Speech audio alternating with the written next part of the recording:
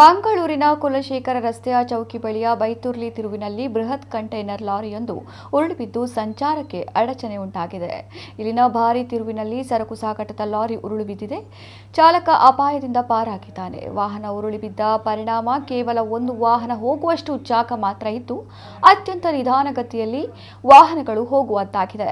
ವಾಹನ ಸಂಚಾರದ ದಟ್ಟಣೆಯಿಂದ ಕೂಡಿರುವ ಈ ಮಾರ್ಗದಲ್ಲಿ ದಿನನಿತ್ಯ ಸಾವಿರಾರು ವಾಹನಗಳು ಸಂಚರಿಸುತ್ತಾ ಇದ್ದು ಇದೀಗ ಲಾರಿ ಮಗುಚಿ ಬಿದ್ದ ಪರಿಣಾಮ ಸಂಚಾರಕ್ಕೆ ತೊಡಕು ಉಂಟಾಗಿದೆ. ಕಂಟೈನರ್ ಲಾರಿ ತೆರವುಗೊಳಿಸಿ ತ್ವರಿತ ಸಂಚಾರಕ್ಕೆ ವ್ಯವಸ್ಥೆ ಮಾಡುವಂತೆ ಸಾರ್ವಜನಿಕರು ಆಗ್ರಹಿಸಿದ್ದಾರೆ.